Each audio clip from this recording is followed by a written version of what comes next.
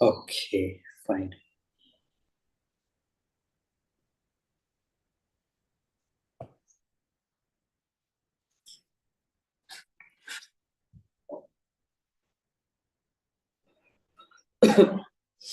ओमज्ञानतिमिरान्धस्य ज्ञानाञ्जनाशलाकया चक्षुरुन्मिलितं येन तस्मै श्रीगुरवे नमः।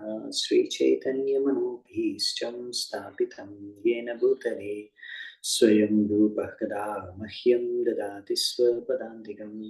वन्देऽहं श्रीगुरून् श्रीयुतापदकमलं श्रीगुरून् वैष्णवांश्च श्रीरूपं साग्रजातं सहगणरघुनाथान्वितां तं सजीवं साद्वैतं सावधूतं परिजनसहितं कृष्णचैतन्यदेवं श्रीराधा कृष्णपादान् सहगणललिता श्रीविशाखान्वितांश्च नमो ॐ विष्णुपादाय कृष्णप्रेष्ठाय भूतले श्रीमते भक्तिवेदान्त स्वामिनिते नामिने। नमस्ते सारस्वती देवी गौरवाणी प्रचारिणे निर्विशेष शून्यवादी पाश्चात्यदेशधारिणे। नमो महावदन्याय कृष्णप्रेम प्रदायते कृष्णाय कृष्णचैतन्य नामिने गौरद्विषे नमः। हे कृष्णा करुणा सिन्धु दीनबन्धु जगत्पते गोपेश गोपिका कान्त राधा कान्त नमोस्तुते। तप्त काञ्चन गौराङ्गी राधे वृन्दावनेश्वरी वृषभानुसुते देवे प्रणमामि हरिप्रिये। नीलाचलनिवासाय नित्याय परमात्मने बलभद्रसुभद्राभ्यां जगन्नाथाय ते नमः। वाञ्छाकल्पतरुभ्यश्च कृपासिन्धुभ्य एव च पतितानां पावनेभ्यो वैष्णवेभ्यो नमो नमः। जय श्रीकृष्ण चैतन्य प्रभु नित्यानन्द श्री अद्वैत गदाधर श्रीवासादि गौरभक्तवृन्द। हरे कृष्णा कृष्ण कृष्ण हरे हरे हरे राम राम राम हरे हरे। హరే కృష్ణ. సో మనము శ్రీమద్ భాగవతం 9వ స్కందం 4వ అధ్యాయం 57వ శ్లోకం నుంచి మనము కంటిన్యూ చేద్దామంట చర్చించుకోవడం. సో 57 నుంచి 59 3 శ్లోకాలు ఒకేసారి ఉన్నాయి. సో అవి చూసుకున్నాం. ఫస్ట్ అహం సనత్ కుమారశ్చ नारदो भगवान् अजः कपिलोपान्तरतमो देवलो धर्म आसुरिः मरीचि प्रमुखश्चान्ये सिद्धेशा पारदर्शनाः विदाम न वयं सर्वे यन्मायाय व्रताः तस्य विश्वेश्वरस्येदं शस्त्रं दुर्विषहं इनः तमेवं शरणं याहि హరిస్తేషం విదాస్యతి. సో ఇప్పుడు ఇక్కడ శివుడి దగ్గరికి వెళ్ళాడు కదా. శివుడి దగ్గరికి వెళ్ళినప్పుడు ఆయన చెప్తున్నాడు ఇక్కడ నాకు భవిష్యత్తు వర్తమానం అతీతం అన్ని కూడా తెలుసు. సనత్ కుమార్ నారదముని ఇంకా బ్రహ్మదేవుడు కపిలముని దేవతి యొక్క పుత్రుడు అపాంతరాత్మ అంటే వ్యాసదేవుడు దేవల యమరాజు ఆసురి మారీచి ఇంకా ఎంతో మంది ఋషులు వాళ్ళందరితో. సో వీళ్ళందరూ కూడా ఎంతో సిద్ధి సాధించారు. కానీ మేమందరం కూడా భగవంతుడికి మాయా శక్తి ద్వారా మోహితులవుతాం. కాబట్టి భగవంతుడి యొక్క శక్తి ఎంత విస్తారంగా ఉందో అది మేము అర్థం చేసుకోలేము. కాబట్టి భగవంతుడిని మేమందరం కూడా ఎవ్వరు కూడా సంపూర్ణంగా అర్థం చేసుకోలేం. కాబట్టి ఒకవేళ భగవంతుడి నుంచి మీకు ఏదైనా ఇది సుదర్శన చక్రం నుంచి ఒకవేళ మీకు రిలీఫ్ కావాలంటే, ఎందుకంటే అది దాన్ని మేము కూడా తట్టుకోలేము సుదర్శన చక్రాన్ని భగవంతుడిది. దాని గురించి మరి మీరు భగవంతుడి దగ్గరికి వెళ్ళాలి, హరి దగ్గరికి వెళ్ళాలి. మేము ఎవ్వరూ ఏం చేయలేము. సో ఆల్రెడీ ఆయన బ్రహ్మదేవుడి దగ్గరికి వెళ్ళాడు, ఇంకా కొంతమంది దేవతా లోకాలకి అన్నిటికీ వెళ్ళి వచ్చేసాడు ఇక్కడికి, శివుడి దగ్గరికి ఫైనల్గా వచ్చాడు. శివుడు అన్నాడు, వీళ్ళందరూ మేము ఎవ్వరు ఏం చేయలేము, సుదర్శన చక్రం నుంచి నిన్ను రక్షించడం అనేది మా వల్ల ఎవరి వల్ల కూడా కాదు, ఎందుకంటే భగవంతుడి శక్తి ఎంత ఎవరికి కూడా తెలియదు, మా ఎవరికి కూడా తెలియదు భగవంతుడి విష్ణు యొక్క శక్తి. కాబట్టి ఆయన నీకు మేలు చేయగలడు, ఇంకెవ్వరు ఏం చేయలేరు ఈ విషయంలో, సుదర్శన చక్రం విషయంలో అనేసి శివుడు అట్లా ఖచ్చితంగా చెప్పేశాడు అన్నమాట దుర్వాసునికి. అప్పుడు ఎంతో నిరాశపడ్డాడు అనమాట దుర్వాసుని. తతో నిరాశో దుర్వాసః పదం భగవతో యయౌ వైకుంఠాఖ్యం యదాధ్యాస్తే శ్రీనివాస శ్రీయాసః. సో అప్పుడు ఎంతో ఇంకా నిరుత్సాహపడి నిరాశపడి ఇంకా ఫైనల్ గా శివుడి దగ్గరికి వెళ్ళి కూడా లాభం లేదనేసి దుర్వాసుని ఇప్పుడు ఇంకా వైకుంఠానికి వెళ్ళాలనేసి భగవంతుడు నారాయణుడి దగ్గరికి వెళ్ళాడు అనమాట. ఓకే, సో ఇక్కడ భగవంతుడి దగ్గరికి వెళ్ళేసి ఆయన శ్రీనివాసుడు అని చెప్పారు ఇక్కడ, ఎందుకంటే లక్ష్మీదేవి ఎప్పుడు ఆయన యొక్క వక్షస్థలం మీద నివసిస్తూ ఉంటుంది కాబట్టి ఆయన ఆ నారాయణుడి దగ్గరికి, ఆ శ్రీనివాసుడి దగ్గరికి వైకుంఠానికి వెళ్ళాడు ఇప్పుడు దుర్వాసుని. సో ఇప్పుడు దుర్వాసుని అక్కడికి వెళ్ళి ఆయనకు మరి రక్షణ కలుగుతుందా చూద్దామంట. సందహ్యమానో జితశస్త్రవహ్నినా తత్పాదమూలే పతితః స వేపతుః అహాచ్యుతానంత సదేప్సిత ప్రభో కృతాగసమ్మావహి విశ్వభావన. అప్పుడు దుర్వాసుని యొక్క వేడిని తట్టుకోలేకపోతున్నాడు, సుదర్శన చక్రం నుంచి వచ్చే వేడిని ఆ తట్టుకోలేక పరిగెడుతూ వెళ్ళి నారాయణుడి యొక్క పాదాల మీద పడ్డాడు అన్నమాట. మొత్తం ఆయన శరీరం అంతా కంపించిపోతుంది, వణికిపోతున్నాడు.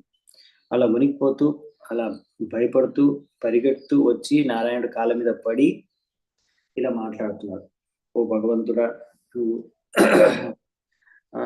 అనంతం,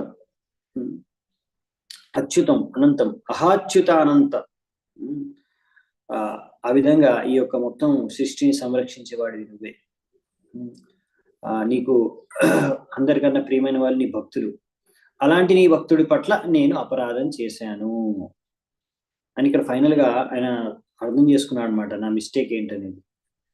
అసలు ఇంత ప్రాబ్లం ఎందుకు వచ్చింది అంటే అంబరీష్ మహారాజుడు భగవంతుడి యొక్క శుద్ధ భక్తుడు, ఆయన పట్ల నేను అపరాధం చేశాను, చాలా పెద్ద అపరాధమే చేశాను.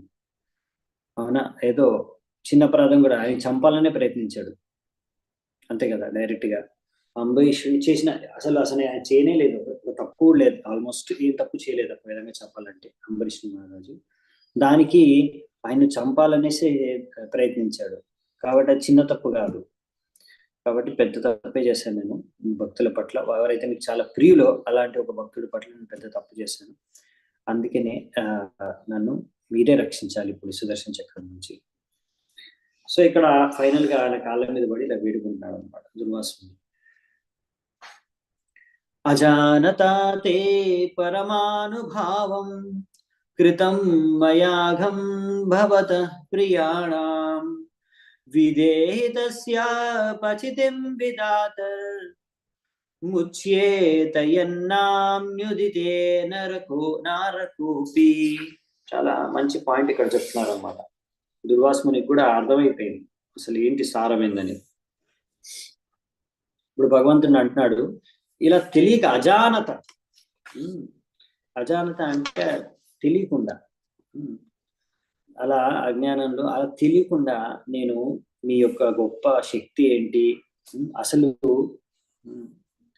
మీ శక్తి మీ గురించి తెలియకుండా మీ యొక్క చాలా ప్రియమైన భక్తుడి పట్ల అపరాధం చేశాను. కాబట్టి ఈ యొక్క అపరాధం నుంచి మీరే నన్ను రక్షించాలి. మీరు ఏదైనా చేయగలరు. ఒకవేళ ఒక వ్యక్తి నరకానికి పోతుంటే కూడా ఆ నరకానికి పోయే వ్యక్తిని కూడా మీరు ఆపేయగలరు, ఆ శక్తి మీకుంది. కాబట్టి నేను తప్పు చేశాను, కాకపోతే మీరే నన్ను రక్షించాలి. మీరు ఎంత దయమేలంటే జస్ట్ మీ యొక్క నామాన్ని ఉచ్చరించడం ద్వారానే you can deliver him simply by awakening with in his heart the holy name of your lordship. అంటే ఒక వ్యక్తి నామాన్ని ఉచ్చరిస్తాడంటే అది భగవంతుడే కదా. సర్వస్య చాహం హృది సన్నివిష్టు మొత్త స్మృతి జ్ఞానం అపోహనం. అంటే భగవంతుడి హృదయంలోంచి మనకు బుద్ధిని ఇస్తే, స్మరణ శక్తిని ఇస్తేనే, మనము గుర్తు చేస్తేనే మనము భగవంతుడి నామాన్ని కూడా జపించగలం. లేకపోతే అలాంటి కొన్ని అసలైన సమయాల్లో మనం నోట్లోంచి భగవంతుడి నామం రాకపోవచ్చు. సో అలా భగవంతుడి నామం మనం జపించాలంటే భగవంతుడే మనకి ఆ లోపల నుంచి ఆ బుద్ధి ప్రేరణ ఇవ్వాలి, స్మరణ శక్తి. సో అలా మీరు అంటే ఇక్కడ చెప్పేది ఏంటంటే 2 పాయింట్లు ఒక పాయింట్లో కవర్ చేస్తున్నాడు ఈయన. నరకానికి పోయే వ్యక్తి కూడా ఒకవేళ భగవంతుడు నామాన్ని జపిస్తే నరకాన్ని నుంచి పోయేదాని నుంచి కూడా తప్పించుకోవచ్చు. అంటే మీ నామానికి అంత శక్తి ఉంది. మీ నామమే ఒక వ్యక్తిని నరకానికి పోయే దగ్గర నుంచి రక్షించగలదు. ఆ నామం కూడా ఒక వ్యక్తి మీ ప్రేరణ ద్వారానే ఆయన జపించవచ్చు. అంటే ఒకటి, మీరెంత కృప, మీరెంత దయామేలు, మీరు ఎంత శక్తివంతులు, అలాగే మీ నామం ఇంకా ఎంత శక్తివంతమైంది. అదంతా కూడా చేయాలి. మీ శక్తి, ఆ నామము, అది కృప అంతా కలగాలంటే మీ యొక్క దయ ఉండాలి. అది మీరు అలా దయ తెలిస్తే అయిపోతుంది. సో ఆయనకి తెలుసు అన్నమాట నామం, భగవంతుడు నామం యొక్క శక్తి ఎంత పవర్ఫుల్, అలాగే భగవంతుడు ఎంత పవర్ఫుల్. అయినా ఇప్పుడు మిస్టేక్ జరిగిపోయింది, తెలియక తప్పు చేసేసాను అని చెప్తున్నాడు. సో ఇప్పుడు భగవంతుడు ఏమంటాడో మనం చూద్దామంట. ఇప్పుడు చాలా ఇంపార్టెంట్ పాయింట్ అన్నమాట. భగవంతుడు మరి ఏం జవాబిస్తున్నాడు దుర్వాసునికి. 63వ శ్లోకం. శ్రీ భగవానువాచ అహం భక్త పరాధీనో హ్యస్వతంత్ర ఇహ ద్విజ సాధుభిర్గ్రస్త హృదయో భక్తేర్భక్త జనప్రియ. సో ఇక్కడ ఏం చెప్తున్నారంటే అహం భక్త పరాధీనం. అహం భక్త పరాధీనం అంటే నేను భక్తుల యొక్క ఆధీనంలో ఉంటాను. అస్వతంత్ర ఇహ ద్విజ, ఈ విషయంలో నేను స్వతంత్రుడిని కాదు. అందరూ అనుకుంటే భగవంతుడు స్వతంత్రుడు, ఆయన ఏమనుకుంటే అది చేసేయచ్చు, ఏదని తలుచుకుంటే అది చేసేయచ్చు, ఆయన ఆపే వాళ్ళు ఎవరు లేరు అనుకుంటున్నారు కదా. కాదు, నేను ఈ విషయంలో స్వతంత్రుడిని కాదు. భగవంతుడు భక్తుల యొక్క ఆధీనంలో ఉంటాను నేను. భగవంతుడు అంటే నా భక్తుల యొక్క అహం భక్త పరాధీనం, నా భక్తుల యొక్క కంట్రోల్లోనే నేను ఉంటాను.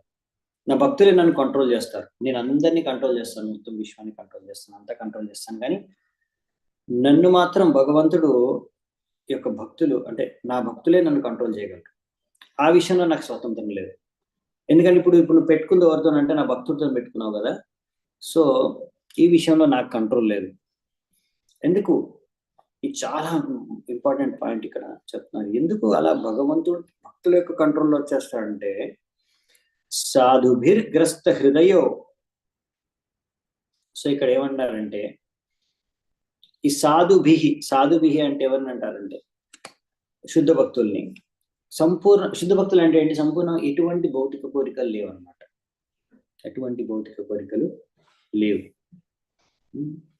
సో ఎటువంటి భౌతిక కోరికలు లేవు. అటువంటి సాధువులు గ్రస్త హృదయం, వారి ద్వారా నా హృదయం వాళ్ళ కంట్రోల్లో ఉంటుంది. భక్తైర్భక్త జనప్రియ, ఎందుకంటే వాళ్ళు నా భక్తులు. ఇంకా నేను భక్త జనప్రియ, భక్త జనుల యొక్క ప్రియుణ్ణి నేను. అవును, అంటే భక్త జనుల యొక్క ప్రియుల అంటే భగవంతుడు ఇక్కడ ఏం చెప్తున్నాడంటే భక్తులు నాకు ప్రియ, ఇంకా వాళ్ళకన్నా భక్తుల యొక్క భక్తులు ఇంకా ప్రియులు. సో ఈ విధంగా I sit not only within the core of their hearts. What to speak of my devotee? Even those who are devotee of my devotee are very dear to me. భక్తులే కాదు, భక్తుల యొక్క భక్తులు కూడా నాకు చాలా ప్రియమైన వారు. సో ఇక్కడ భగవంతుడు చెప్పేది ఏంటంటే అదే, భక్తులు ఎంత ప్రియమైన వారు ఆయనకి. అహం భక్త పరాధీనం చాలా ఇంపార్టెంట్ శ్లోకం, మీరు వినే ఉంటారు చాలాసార్లు, చాలా చోట్ల కోట్ చేస్తూ ఉంటారు డివోటీస్, ప్రభుపాద గారు. అహం భక్త పరాధీనం అని చెప్తారు భగవంతుడు. ఈ పాయింట్ లోనే చెప్తాడు నేను భక్తుల యొక్క ఆధీనంలో ఉంటాను అనే విషయం ఇక్కడ దుర్వాసునితో స్వయంగా చెప్తున్నాడు. అంటే మీరు అర్థం చేసుకోవచ్చు. అందుకనే ఇక్కడ మన ప్రభుపాద గారు తాత్పర్యంలో రాస్తున్నారు,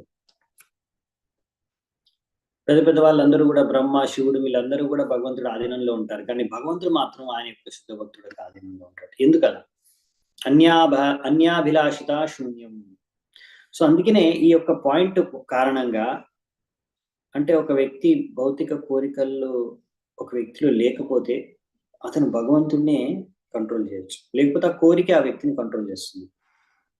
అందరిని ఎవరు కంట్రోల్ చేస్తున్నారు? వాళ్ళ కోరికలే వాళ్ళని కంట్రోల్ చేస్తున్నారు. వాళ్ళకి ఏ కోరిక ఉంటే ఆ కోరిక ద్వారా వాళ్ళు నియంత్రితులైపోయారు. ఆ కోరిక ఎలా చెప్తే ఆ కోరిక ప్రకారం వాళ్ళు పనులు చేస్తుంటారు, కార్యాలు చేస్తుంటారు. అవునా? సో అలా ఏ భౌతిక కోరిక లేకుంటే అలాంటి వాళ్ళు భగవంతుడిని కూడా కంట్రోల్ చేయొచ్చు. అంటే వాళ్ళకి ఇదే కోరిక అనమాట. భక్తుల కోరిక ఏంటంటే ఎప్పుడు భగవంతుడి గురించి ఆలోచించి ఎలా భగవంతుడికి సేవ చేసుకోవాలి అని అనుకుంటారు. అదేంటి భగవంతుడు వాళ్ళ చేతిలో ఎందుకు కంట్రోల్ అవుతున్నారంటే, ఇప్పుడు పాయింట్ ఏంటంటే, ఇది భగవంతుడి యొక్క ఎవరైనా ప్రేమ, వాళ్ళు ప్రేమిస్తే, ఇప్పుడు భగవంతుడిని ప్రేమిస్తున్నారు భక్తులు. సో ఎవరైనా మిమ్మల్ని ప్రేమిస్తే వాళ్ళు ప్రేమతో ఏదో మీకు చేయాలనుకుంటే మీరు కాదనలేరనమాట. అవునా? వాళ్ళు ఇప్పుడు మీకు ఏదైనా చేయాలంటే మీరు నో అని చెప్పలేరు. చెప్తే అంటే మీరు కూడా ఆ విధంగా వాళ్ళంత ప్రేమతో మీకు ఏదైనా చేస్తే మీరు కూడా కనీసం అని స్వీకరించడానికైనా మీరు ప్రయత్నిస్తారు కదా! రిటర్న్‌గా ఏం చేయకుండా. ఇప్పుడు భగవంతుడు అలాగే. ఇప్పుడు ఈ భక్తులు ఏంటంటే వీళ్ళకి వేరే కోరికలు ఏం లేవు. భగవంతుడికి ఎలా మంచిగా సేవ చేయాలి, బాగా సేవ చేయాలని వాళ్ళు ఆలోచిస్తూ ఉంటారు. అలా ఆ ఆలోచనలో ఏదో ఒక పని చేస్తారు భగవంతుడి సేవ కోసం. ఇప్పుడు ఆ భగవంతుడు దాన్ని అడ్డుకోడు. వాళ్ళు ఎలా చేయాలనుకుంటారో, వాళ్ళు ఎలా చేయాలనుకుంటారో ఆయనకి సేవ, భగవంతుడు అలాగే దాన్ని స్వీకరిస్తాడు. అంటే భగవంతుడు ఏంటి మరి వాళ్ళు చెప్పిన మాట వినడం కాదు. ఇక్కడ వాళ్ళు ప్రేమతో భగవంతుడికి ఏదో చేయాలనుకుంటున్నారు. సో భగవంతుడు కూడా దానికి అడ్డు చెప్పడం అన్నమాట. దాన్ని స్వీకరిస్తాడు. వాళ్ళు ఏదంటే అదే సరే. ఎందుకంటే అది ఒక ప్రేమను స్వీకరించే విధానం అన్నమాట. సో అలా ప్రేమతో ఎవరినైనా గాని అలా భగవంతుడిని కూడా కంట్రోల్ చేయొచ్చు. సో అందుకనే ఇలా వేరే ఏ కోరిక లేదు వాళ్ళకి. అంటే భగవంతుడు చూస్తున్నాడు. వీళ్ళకి ఓన్లీ నా నా నన్ను సంతృప్తి పరచడమే వీళ్ళకు ఉద్దేశ్యం. ఇంకేం లేదు. అలాంటప్పుడు భగవంతుడు ఎందుకు వాళ్ళని అడ్డుకుంటాడు? సో అందుకే భగవంతుడికి భక్తులంటే చాలా ప్రియం. ఎందుకంటే భక్తులు కూడా అంత ప్రేమించినప్పుడు భగవంతుడు కూడా ప్రేమిస్తాడన్నమాట. భక్తుడికి భగవంతుడు ఎలా ప్రియం అలాగే భగవంతుడికి కూడా భక్తుడు అలాగే ప్రియం. అలా భక్తులు కూడా అంటే భగవంతుడికి చాలా ఇష్టం. అందుకే నరోత్తమ్ దాస్ ఠాకూర్ ఇలా గానంలో రచించారు. చాడియ వైష్ణవ సేవ నిస్తార పాయే చకేవ. సో భక్తుడిగా మనం మారలేకపోతే, ఒకవేళ భక్తుడు అవ్వలేకపోతే మనం ఎప్పుడు కూడా ఈ భౌతిక బంధనం నుంచి ముక్తులం కాలేము. సో అందుకనే మనకి డైరెక్ట్ గా భగవంతుడికి భక్తుడి అవ్వడం కష్టం మనకి. ఎందుకంటే ఇప్పుడు మనకి డైరెక్ట్ గా ఇప్పుడు దుర్వాసుని అంటే డైరెక్ట్ భగవంతుడి దగ్గరికి వెళ్ళాడు. సో మనకు అలాంటి అంత శక్తి సిద్ధి అవకాశం లేదు. కాబట్టి భగవంతుడి యొక్క శుద్ధ భక్తుల యొక్క సేవ చేసుకొని మనము భగవంతుడికి భక్తి చేసుకోవచ్చు వాళ్ళ ఆదేశానుసారాన్ని. సో అలా భగవంతుడు ఏమి చెప్పాడు, ఏం చేయాలనుకున్నాడు అనే విషయాలన్నీ ఆల్రెడీ శాస్త్రాల్లో చెప్పారు. అదే శుద్ధ భక్తులు ప్రయత్నిస్తారు. ఇప్పుడు ప్రభుపాదుల వారు ఆయన ఏం చేశారు? భగవంతుడు ఏం కావాలనుకున్నాడు? మొత్తం అంతటా కృష్ణ భక్తి వ్యాపించాలి. చైతన్య మహాప్రభు అదే కోరుకున్నారు. ప్రచారం చేయాలి మొత్తం విశ్వవ్యాప్తంగా. సో ఆయన భగవంతుడి ఆదేశాన్ని పూర్తి చేయడానికి ప్రయత్నించాడు. ఆయన గురువు యొక్క సేవకుడిగా. సో అలా ఆయన ప్రయత్నించి ఆయన ఆదేశాన్ని పాటిస్తూ ఆ విధంగా ఆయన ఇప్పుడు భగవంతుడిని సంతృప్తిపరచడానికి ఈ యొక్క ఇస్కాన్ని స్థాపించారు, ప్రచారం చేశారు. సో మనము అలాగే ఈ యొక్క సేవ మనం చేసుకున్నాం అనుకోండి, శుద్ధ భక్తులు ప్రభుపాదులకి సేవ చేసాం అనుకోండి, అలా భగవంతుడికి కూడా మనం దగ్గర వాళ్ళం అయిపోవచ్చు. అందుకని చైతన్య మహాప్రభు కూడా ఆయన ఎప్పుడు తన అలా భక్తుడిగానే చెప్పాడు అనమాట. డైరెక్ట్ కృష్ణ భక్తుడిగా చెప్పలేదు. గోపి భర్తు పదకమలయోడు దాసను దాస. సో మనం దాసాను దాసవన్ అంటే బేసికలీ ఏంటంటే ఆ దాస అందరూ కూడా శుద్ధ భక్తులై ఉన్నారు. సో భగవంతుడి యొక్క పరంపరలో అలా వచ్చే ఆచార్యులు, గురువులు, వాళ్ళ భక్తులు, వాళ్ళని మనం అనుసరించాలి. వాళ్ళ సి దాస్ అవడం అంటే ఏంటంటే బేసికల్లీ మనము వారి యొక్క ఆదేశాలు, దాస్ అంటే ఏంటి, సర్వెంట్ అంటే ఆర్డర్ ఫాలో అవ్వాలి, అంతే కదా దాస్ అంటే. ఆ, అది మెయిన్ పాయింట్. సో అలా మనం ఎవరి ఆదేశాలు ఫాలో అవుతున్నాం అంటే దాని ప్రకారం వాళ్ళ దాసులం మనం. ఇప్పుడు మనం మన ఇంద్రియాల ఆదేశాలు ఫాలో అవుతున్నాం అనుకోండి, సో మనం ఇంద్రియాల యొక్క దాసు. అలా గురువు యొక్క ఆదేశాలు ఫాలో అవుతే, ప్రభుపాల్ వారి ఆదేశాలు ఫాలో అవుతే మనము గురువు ప్రభుపాల్ వారి యొక్క దాసులం. ఆ విధంగా అనమాట. సో ఎవరి ఆదేశాలు ఫాలో అవుతున్నాం. సో అందుకనే ఇక్కడ మనము ఆ విధంగా భగవంతుడి యొక్క దాసుల యొక్క దాసులు అవ్వాలన్నమాట. అదే మన జీవితం యొక్క లక్ష్యం. అందరి లక్ష్యం ఉంటుంది భౌతిక ప్రపంచంలో బాస్ అవ్వాలని. కాకపోతే మన లక్ష్యం ఏంటంటే దాస్ అవ్వాలని. దాస్ కూడా కాదు, దాసాను దాస్. సో అందుకనే ఇలా నడుతున్న దాస్ ఠాకూర్ చెప్పారు. అలాగే చైతన్య మహాప్రభు స్వయంగా ఆయన భక్తుడి రూపంలో వచ్చి ఆయన కోరుకున్నది ఇదే. సో అందుకనే ఇక్కడ చాలా మంది భగవంతుడు యొక్క భక్తులు ఉన్నారు. బ్రహ్మ, నారద, వ్యాసదేవ, శుకదేవ గోస్వామి, మన 12 మహాజనులు ఉన్నారు, ఆచార్యులు ఉన్నారు. సో వీళ్ళందరూ భగవంతుడు కృష్ణుడికి డైరెక్ట్ గా సేవ చేస్తూ ఉంటారు. సో ఈ విధంగా ఎవరైనా సరే, నారద మునికి ఒక సేవకుడిగా మారిన, దాసుడిగా మారిన, వ్యాసదేవుడికి దాసుడిగా మారిన, శుకదేవ గోస్వామికి దాసుడు మారిన, ఇలా మన షడ్ గోస్వాములకి దాసుడు మారిన, లేకపోతే ఇలా మనం అవ్వచ్చు. ఈ still more advanced, still more devoted. So అందుకనే ఇలా మనము భగవంతుడి యొక్క భక్తులకి దాసులుగా మారితే అది ఇంకా బెస్ట్ అన్నమాట. అందుకే విశ్వనాథ్ చక్రవర్తి ఠాకూర్ అంటారు, యస్య ప్రసాద భగవత్ ప్రసాదం. సో ఇలాంటి నారద, వ్యాస, శుకదేవ గోస్వామి, షడ్ గోస్వామి, అందుకే మనం ఇప్పుడు విశ్వనాథ్ చక్రవర్తి కూడా ఆచార్యులు, అందుకే వీళ్ళు చెప్పింది ఏంటి, మనం అది విని అది పాటించాలి. వాళ్ళు మనకు చెప్తారు ఎలా భక్తి చేసుకోవాలి అని. వాళ్ళు ఎలా చేసుకుంటారో వాళ్ళ నుంచి మనం చూసి నేర్చుకోవచ్చు. సో ఈ విధంగా మనము సరిగ్గా సేవ చేసుకుంటే వాళ్ళకి వాళ్ళ ఆదేశాలని పాటించి, సో తప్పకుండా కృష్ణుడి యొక్క అనుగ్రహం మనకు లభిస్తుంది అన్నమాట, ఏ భక్తుడికైనా. సో ఇక్కడ చెప్పేది ఏంటంటే, అందుకే ఫైనల్ ఒక స్టేట్మెంట్ ఇస్తారు ఈ తాత్పర్యంలో ప్రభుపాల్ వారు. చాలా ఇంపార్టెంట్ స్టేట్మెంట్ ఇచ్చారు. Following the instructions of a devotee is more valuable than following the instructions of the Supreme Personality of Godhead directly. భగవంతుడి యొక్క ఆదేశాలని అనుసరించడం కన్నా భగవంతుడి యొక్క ఆయన యొక్క భక్తుల యొక్క ఆదేశాలని అనుసరించడం ఇంకా చాలా విలువైందని చెప్తున్నారు. ఎందుకంటే ఇది చాలా ఇంపార్టెంట్ అనమాట. దాస్ అను దాస్ ఇది అవ్వాలి మనం, డైరెక్ట్ దాస్ కాదు, దాస్ అను దాస్ అవ్వాలి. అదే మనకు మహాప్రభు, చైతన్య మహాప్రభు నేర్పించింది. రెండింటికి డిఫరెన్స్ ఉంది. చాలా మంది ఏంటంటే నేను డైరెక్ట్ కృష్ణుడికి దాస్ అయిపోతాను, కృష్ణుడికి భక్తుని, నాకు మధ్యలో ఎవరు అవసరం లేదు. సో ఎందుకంటే భగవంతుడైతే మనకు కనిపించట్లేదు ఇక్కడ.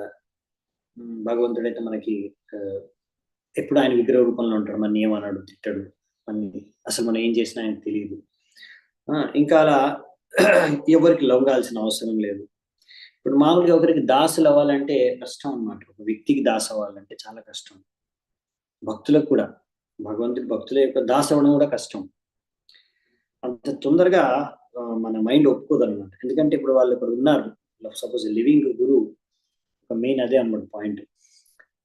జీవించిన ఒక దీక్షా గురు, శిక్షా గురు ఎవరైతే పరంపరలో వస్తున్నారో వారి యొక్క ఆదేశాలు పాటించడానికి చాలా కష్టం. మనకి చెప్పుకుంటాం మనం దాస్ దాస్ అని, కానీ వాళ్ళ దాస్ అని. భగవంతుడి ఆదేశాలు పాటిస్తామంటాం, కానీ అక్కడ భగవంతుడు ఎన్నో ఆదేశాలు ఇచ్చిన, సో అలా మనకి ఇష్టం వచ్చిన చాయిస్, ఇష్టం వచ్చిన విధంగా చేసుకుందాం అనుకుందాం, కానీ అది కరెక్ట్ విధానం కాదనమాట భక్తి. సో మనం అందుకని ఇక్కడ ఆచార్యులు, మన గురువులు చెప్పిన విధంగా ఫాలో అయితే బెస్ట్, మనకి సేఫ్ అన్నమాట. అలా ఎవరైనా సరే పరంపరలో సరిగ్గా ప్రభుపాల్ వారిని ఫాలో ఎవరైతే అవుతున్నారో వారి అండర్లో, పరంపరలో ఉన్న వాళ్ళ అండర్లో మనం భక్తి చేసుకుంటే బెస్ట్ అన్నమాట. దీనికి కొంచెం మనం హంబుల్ అవ్వాల్సి వస్తుంది, నమ్రత అవసరం అన్నమాట. అలా నెక్స్ట్ 64వ శ్లోకం. నాహం ఆత్మానమాశాసి మద్భక్తై సాధుభిర్వినా శ్రియం చాత్యంతికీం బ్రహ్మన్ యేషాం గతిరహం పరా.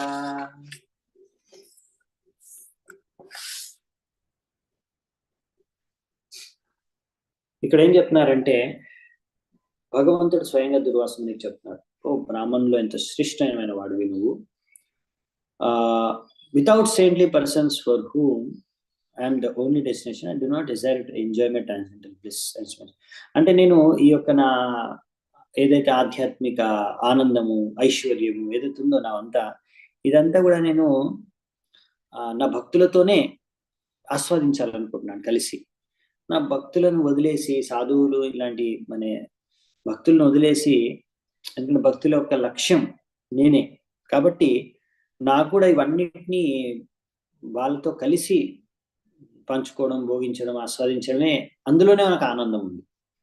అంటే వాళ్ళని వదిలేసి నేను సపరేట్గా నాకు భోగించాలని ఇంట్రెస్ట్ లేదు నాకు. అంటే ఇప్పుడు ఏంటంటే భగవంతుడు ఆత్మారాముడు, ఆయనకి ఏమి కోరికలు లేవు. కానీ ఆయన చెప్పాను కదా, ఇప్పుడు భక్తులు ఆయనతో ఈ విధంగా ఆదరణ ప్రదానం చేయాలనుకుంటే భగవంతుడు కూడా అలా వాళ్ళతో కలిసి ఆ ఆధ్యాత్మిక ఆనందాన్ని ఆస్వాదించాలనుకుంటున్నారు అనమాట. సో భగవంతుడు కూడా కోరుకుంటున్నాడు భక్తుల యొక్క సాంగత్యంలో ఆయన ఆనందాన్ని, ఆధ్యాత్మిక ఆనందాన్ని ఆస్వాదించాలని.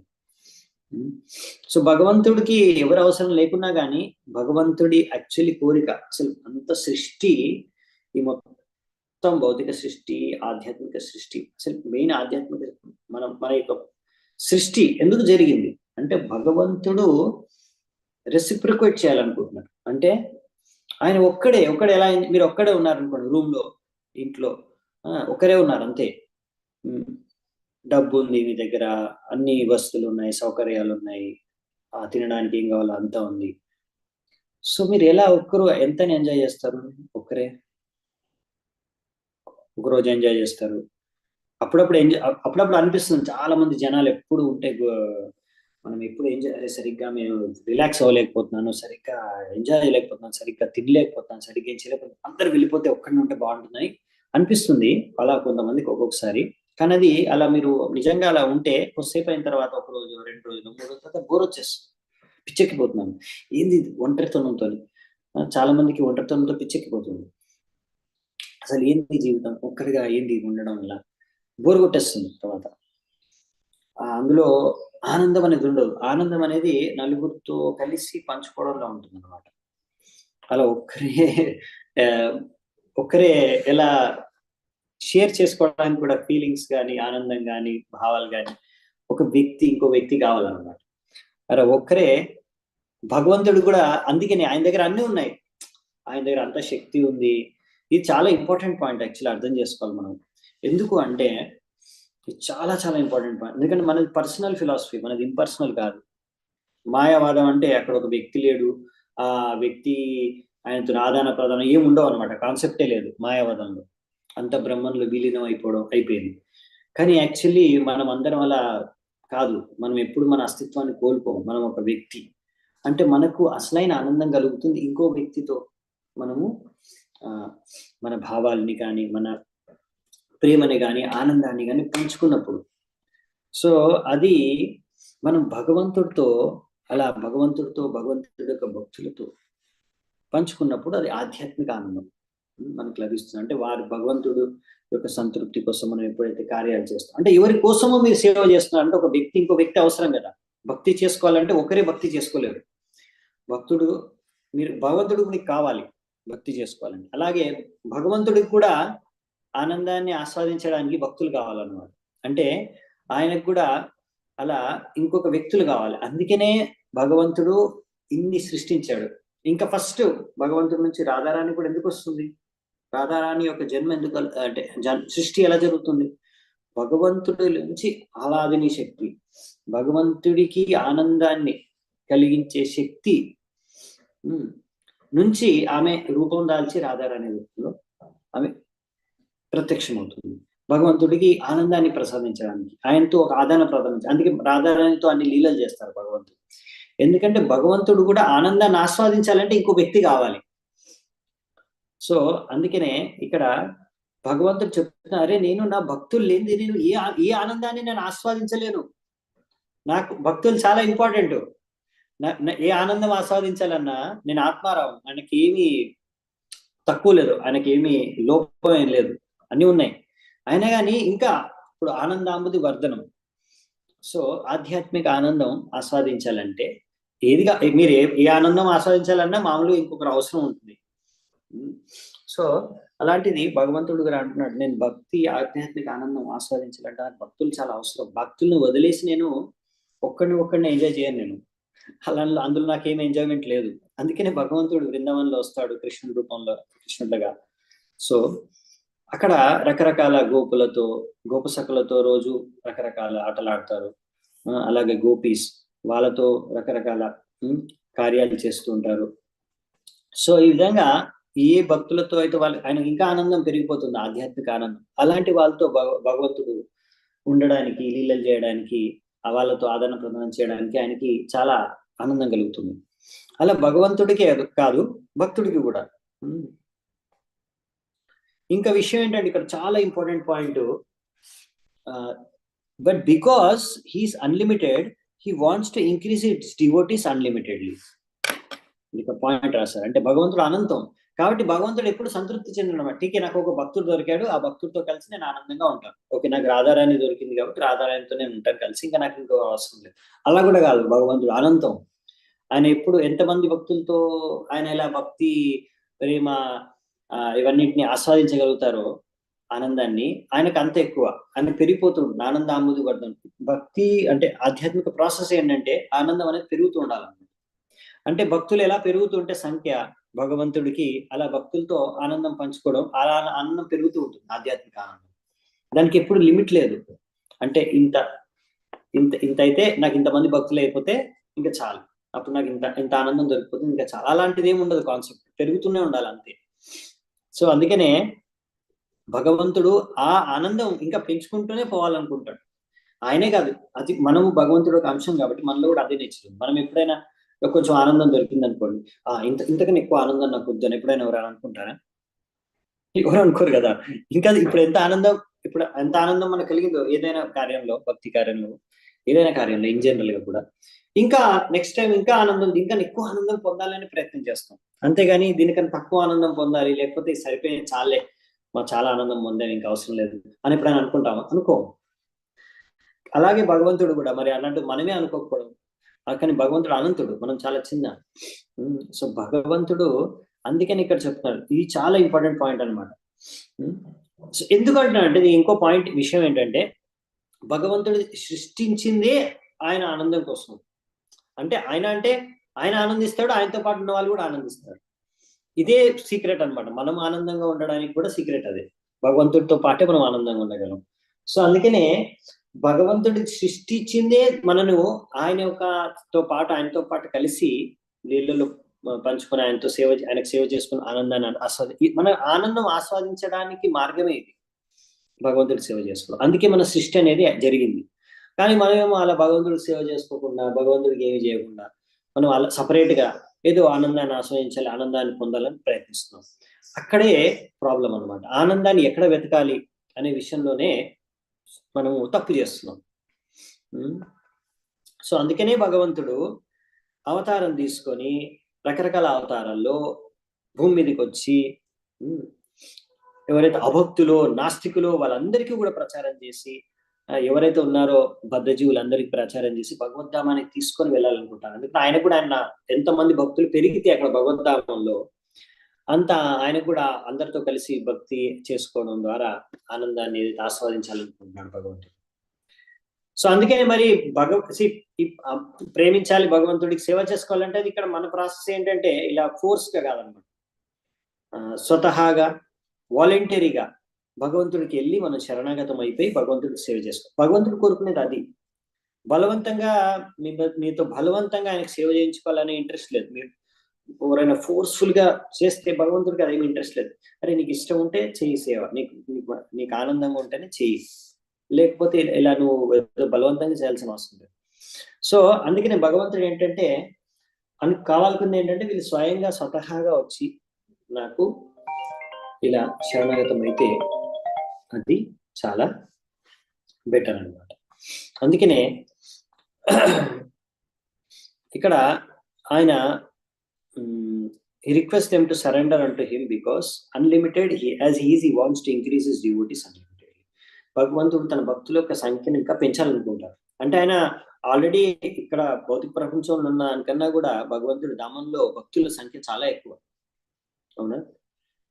చాలా అక్కడ భగవద్ధామం ఇంకా చాలా పెద్దది. అయినా కానీ భగవంతుడు ఇంకా కావాలనుకుంటున్నాడు. ఇక్కడ భగవంతుడికి లిమిట్ లేదు. సో మనం ఇక్కడ భౌతిక ప్రపంచంలో ఉన్న ప్రతి ఒక్క జీవి కూడా ముక్తుడై భగవద్ధామానికి తిరిగి వెళ్ళేంత వరకు భగవంతుడు వదలడు అనమాట. సో అందుకనే భగవంతుడు కోరుకునేది ఇది. ఆయన అసలైన భక్తుల సంఖ్య అక్కడ పెరిగిపోతే భగవద్ధామంలో భగవంతుడు చాలా ఆనందం. అందుకనే ఇక్కడ మనం ప్రయత్నించేది ఏంటంటే భక్తుల సంఖ్య పెంచడానికి. ఇస్కాన్ ఈ ప్రచారం ఇదంతా ముఖ్య ఉద్దేశం ఏంటంటే భక్తుల సంఖ్య పెంచాలి. భక్తుల సంఖ్య పెరిగితే ఇప్పుడు ఇక్కడ భక్తుల సంఖ్య పెరిగితే అందులోంచి ఎవరో కొంతమంది మళ్ళీ భగవద్ధామాన్ని సరిగ్గా చేసుకుంటే వాళ్ళు వెళ్తారు. అట్లీస్ట్ ప్రాసెస్ స్టార్ట్ అవుతుంది. ఈసారి కాకపోతే నెక్స్ట్ జన్మలైనా కంప్లీట్ చేసుకుని భగవద్ధామానికి వెళ్తారు. ఒకసారి స్టార్ట్ అయిందంటే అది ఇంకా కంటిన్యూ అవుతూనే ఉంటుంది. ఇంకా వాళ్ళు ఎన్ని అపరాధాలు చేస్తారో దాన్ని బట్టి డిలే అవుతూ ఉంటుంది. అంతేగాని ఒకసారి జర్నీ అయితే స్టార్ట్ అయిపోయింది భగవద్ధామానికి వెళ్ళడానికి. కాబట్టి ఇక్కడ చెప్పేది ఏంటంటే ఈ విషయం ఎవరైతే ఇలా భగవంతుడిని సంతృప్తి పరచడానికి ప్రయత్నిస్తారో, see it is certain that a devotee who helps in this endeavor to satisfy the supreme person becomes indirectly a controller. అంటే ఎవరైనా సరే భగవంతుడిని సంతృప్తి పరచడానికి ప్రయత్నిస్తారో వాళ్ళు భగవంతుడిని నియంత్రించే వాళ్ళు అవ్వగలుగుతారు. ఇది పాయింట్ అన్నమాట. ఎందుకంటే నేను చెప్పాను కదా, ఇప్పుడు మనం డిస్కస్ చేసాం కదా, అంటే ఎందుకు భగవంతుడు, ఎందుకంటే మీరు ఆయనకే ఏదైనా చేయాలనుకుంటున్నారు కాబట్టి ఆయన సరే అని స్వీకరిస్తాడు అనమాట. వద్దని లేకపోతే కాదని లేకపోతే అలా. సో ఆయన దగ్గర అన్ని షడైశ్వర్యాలు సంపూర్ణంగా ఉన్నాయి. అందులో ఐశ్వర్యాలు ఏం తక్కువ లేవు. అయినా కానీ భక్తులు లేకపోతే ఆ ఐశ్వర్యాల నుంచి ఆయనకి ఏం ఆనందం లభించదంట. రూపాల ద్వారా ఉదాహరణ ఇస్తున్నారు. ఉదాహరణ ఏంటంటే ఒకైనా చాలా ధనికుడైన వ్యక్తి ఉన్నాడు, చాలా ధనవంతుడు ఉన్నాడు, కానీ ఆయనకి మాత్రం సంతానం లేదు. సో ఆయనకి ఇంకేం సుఖం లేదు. ఇంత ధనం ఉండి ఆయనకి ఎవరు సంతానం లేకపోతే ఆయనకు ఆనందం కలగదు. అప్పుడు ఆయన ఏదో ఒక సంతానం కావాలనేసి ఇంకా ఎవరో ఒకరిని దత్తత తీసుకుంటాడు. కనీసం దత్తత తీసుకున్నా ఓకే నాకు ఒక సంతానం ఉంది ఇలా ఈ విధంగా అని ఆనందాన్ని ఆయన పూర్తి చేసుకోవడానికి ప్రయత్నిస్తూ ఉంటాడు. సో ఈ విధంగా భగవంతుడు ఎలా ఆనందం పొందగలడు ఆ విషయం భక్తులకు తెలుసు, శుద్ధ భక్తుడికి తెలుసు. భగవంతుడు ఎలా ఆనందం పొందగలడు, ఎక్కువ ఆయనకు ఇంకా భక్తులు కావాలి. బద్ధజీవులందరూ ఎంతగా భక్తులు అయిపోతే, ఎంతమంది భక్తులు అయిపోతే భగవంతుడికి ఆనందం కలుగుతుంది. సో అందుకనే అలా ఆయన అందరినీ ఇంకా భక్తులు తయారు చేయడానికి ప్రయత్నిస్తూ ఉంటాడు అన్నమాట. ఇది పాయింట్. ఓకేనా? సో ఇదేంటంటే మన సృష్టి అలా ఉందన్నమాట. సో మనం ఆనందం పొందాలన్నా మనం భగవంతుడికి భక్తులు అవ్వాల్సిందే. అలాగే భగవంతుడు కూడా అదే కోరుకుంటున్నారు. ఓకే, నెక్స్ట్ వచ్చేసి 65. ఏ దారాగార పుత్రాప్త ప్రాణన్ విత్తం నిమం పరం హిత్వా మాం శరణం యాతా కథం తాం త్యక్తుముత్సహే.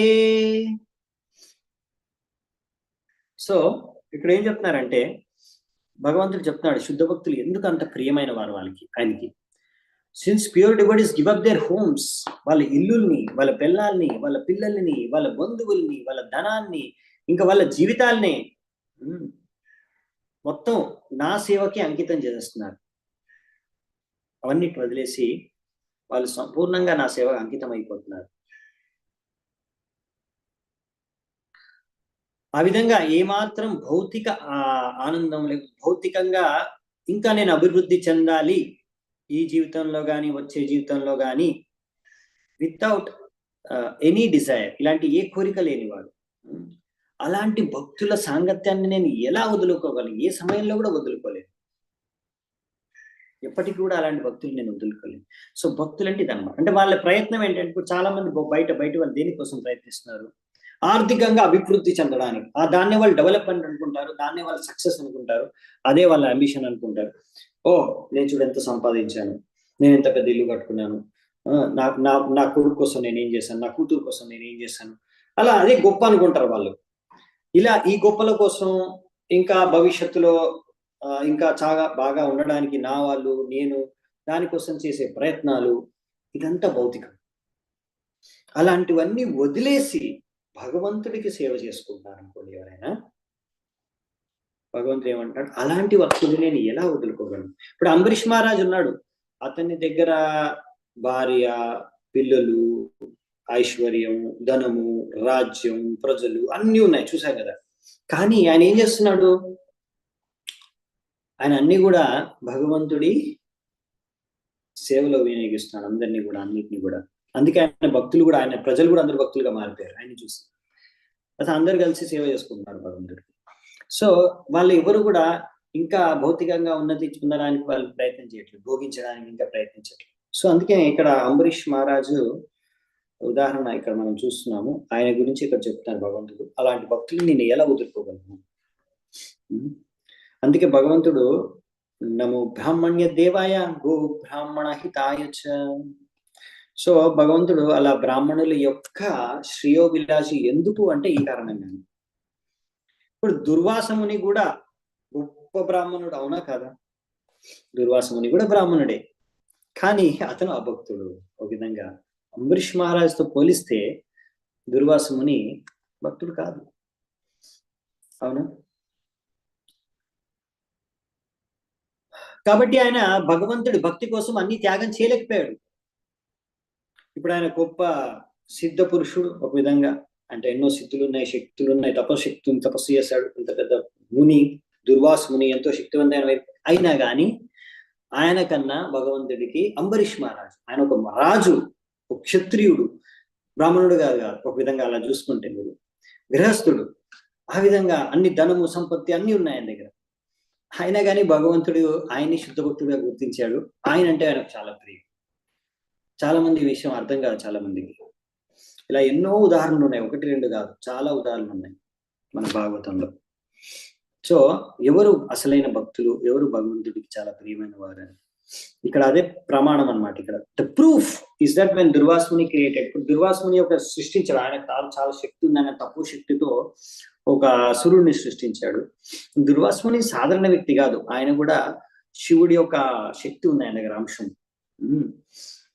అటువంటి దుర్వాసుని ఒక అసురుడిని సృష్టించి అంబరీషుని చంపాలనుకుంటే అంబరీషుడు మాత్రం ఏ మాత్రం ప్రయత్నించలేదు తను తాను రక్షించుకోవడం కోసం. భగవంతుడిని అక్కడ ఉండి భగవంతుడి పైన ఆధారపడి ఎప్పుడు భగవంతుడిని ధ్యానించుకుంటూనే ఉన్నాడు. అంతే, భగవంతుడి ధ్యానంలోనే ఉన్నాడు, భగవంతుడి పైన ఆధారపడి ఉన్నాడు సంపూర్ణంగా. ఎప్పుడు తన శక్తితో తను రక్షించుకోవడానికి ప్రయత్నించలేదు. ఇది చాలా గొప్పతనం. కానీ దుర్వాసుని వెంటనే భయం, ఆ భయం అంబరీష్ మహారాజులో లేని భయం, ప్రాణ భయం దుర్వాసుమునిలో ఉంది. చూసారు ఎంత డిఫరెన్స్? డిఫరెన్స్ ఏంటంటే అంబరీష్ మహారాజుకి ప్రాణ భయం లేదు, చచ్చిపోతానని భయం లేదు అంబరీష్ మహారాజుకి. కానీ దుర్వాసుమునికి చచ్చిపోతాను, అయ్యో చచ్చిపోతాను, ఎలా బతకాలి అని భయం. కాబట్టి ఆ భయానికే గురయ్యి అన్ని చోట్ల పరిగెడుతూ ఫైనల్లీ ఇక్కడ భగవంతుడి దగ్గరికి వచ్చేసాడు. బ్రహ్మదేవుడికి వెళ్ళాడు, శివుడి దగ్గరికి వెళ్ళాడు, ఇప్పుడు ఫైనల్ గా విష్ణువు దగ్గరకు వచ్చేసాడు. సో ఇది డిఫరెన్స్ అన్నమాట. ఇప్పుడు ఆయన బ్రాహ్మణుడు అయి ఉండి ఏం లాభం? సో బ్రాహ్మణులు అయినంత మాత్రాన సరిపోదు అనమాట, భక్తులు అయి ఉండడం ఇంపార్టెంట్. ఒక వ్యక్తి బ్రాహ్మణుడు కాకుండా భక్తుడై ఉంటే ఆయన బ్రాహ్మణుడి కన్నా ఎక్కువ, వైష్ణవుడు అంటే బ్రాహ్మణుడి కన్నా ఎక్కువ. ఆ పాయింట్ ఇక్కడ మనం అర్థం చేసుకోవాలన్నమాట. అందుకనే సో ఆయన ఎంత ఇక్కడ దుర్వాసుమునికి తన శరీరం పట్ల ఎంత ఇంపార్టెంట్ అనుకున్నాడు అంటే వైష్ణవుడినే చంపాలనుకున్నాడు తన కోసం, తన స్వార్థం కోసం. కాబట్టి అతనికి సరైన తెలివి లేదు అని ఇక్కడ రాస్తున్నారు అన్నమాట. అలాంటి తెలివి లేని వ్యక్తిని ఎందుకు భగవంతుడు రక్షిస్తాడు, ఎందుకు భగవంతుడు ఉద్ధరిస్తాడు? సో డెఫినెట్ గా అలాంటి వ్యక్తి ఎవరైతే భక్తుడిని చంపాలి అనుకున్నాడో అలాంటి వ్యక్తిని ఎందుకు భగవంతుడు రక్షిస్తాడు? రైట్. సో ఎవరైతే సంపూర్ణంగా భగవంతుడి పైనే ఆధారపడి ఉన్నారో అతన్నే కదా భగవంతుడు రక్షించేది. సో ఇంకొక పాయింట్ ఈ శ్లోకంలో ఏంటంటే దారాగార పుత్రాప్త అంటే ఇక్కడ ఇల్లు, భార్య, పిల్లలు, ఇంకా బంధువులు, మిత్రులు, సమాజం, ప్రేమ, ఇవన్నిటి ఇవైతే ఉన్నాయో అన్నిటి పట్ల ఆసక్తి ఏదైతే ఉందో is not the way to achieve the favour. వీటన్నిటి పట్ల మనం ఆసక్తులైపోతే మనం భగవంతుడిని పొందలేము, భగవంతుడి యొక్క కృప పొందలేము. అంటే ఆసక్తులు అంటే దీని ద్వారా నేను ఎంజాయ్ చేస్తాను నా లైఫ్ని, వీటన్నిటితో వీళ్ళతో. సో అలాంటి వాళ్ళు శుద్ధ భక్తులు అవ్వలేరు. అంటే అంబరీష్ మహారాజ్ దగ్గర కూడా ఇవన్నీ ఉన్నాయి, కానీ వాటి పట్ల ఆసక్తి లేదు. ఇది మెయిన్ పాయింట్ అన్నమాట. ఇప్పుడు అది అర్థం చేసుకోవాల్సిన విషయం.